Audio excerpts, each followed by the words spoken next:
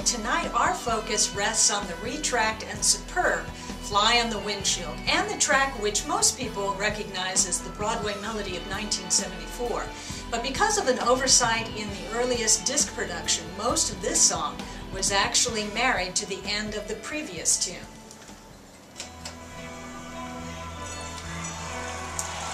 Well, as we know, the cut, Fly on the Windshield, with its beguiling Egyptian-sounding chord progressions, came about as a result of group improvisation and composition, and Mike Rutherford's suggested visual phrase of pharaohs floating down the Nile.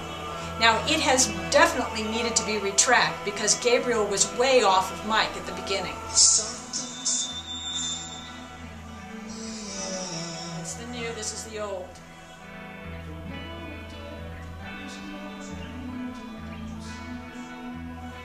Here's the new. No one seems to care.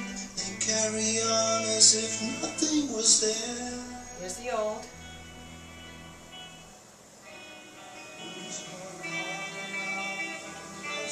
You can hardly hear them. New. Settles on my skin, making a crust I cannot move in. Old.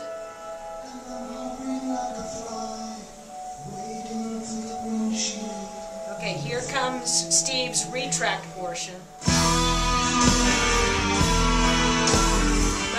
While we listen to that retract version of Steve Hackett's solo, I'm going to go back to the setup of the story for those of you who are not familiar with it.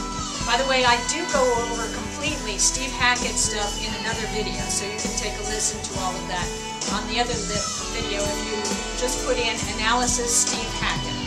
Well, The Lamb was an ambitious project by Genesis and Peter Gabriel in their last album together as a band.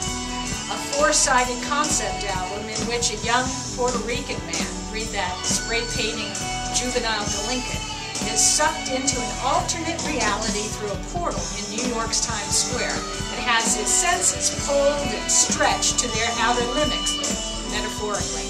Well, it's also a tale of internalized self-discovery, rich in allegory and Freud, or more accurately, Jung-like analytica.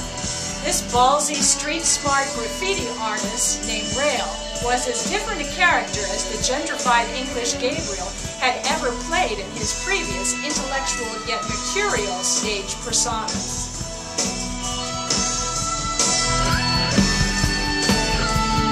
Great solo by Steve.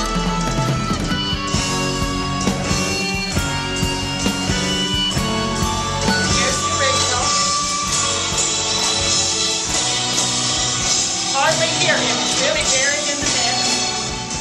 Here's the newer one.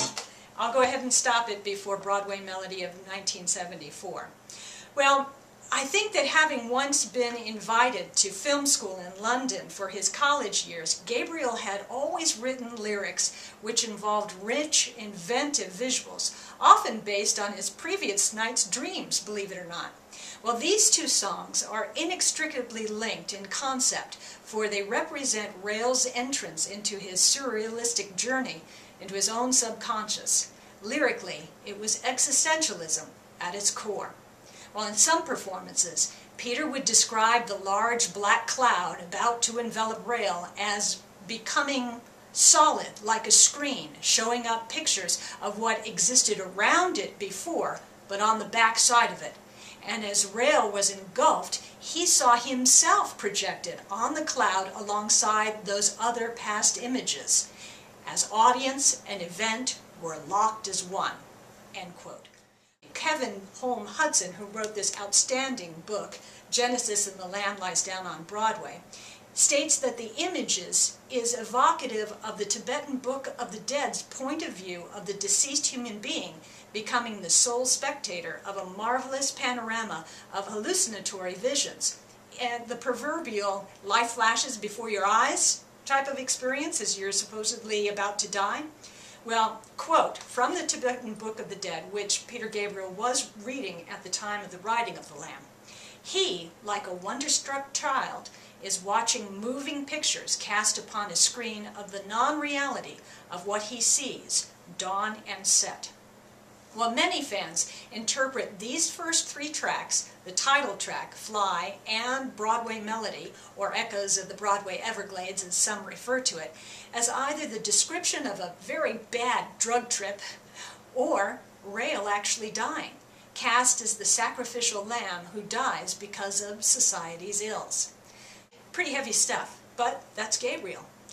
As Rael is encased in a hardened cocoon, memories bubble to the surface of his life in and around the streets of New York, including Broadway, and his imagination runs with a litany of juxtaposing and rather ludicrous descriptions of American icons as it sputters out of its life's blood. While portions of Fly on the Windshield were vocally and musically retracked by Hackett and Gabriel, the Broadway Melody of 1974 was left alone. And in part 2 of this video series, I will go over line by line the digitally restored and cleaned up version of its live Shrine performance and the background behind the cavalcade of these diverse pop culture personalities featured in Peter's descriptively colorful lyrics. I'll see you in part 2. Without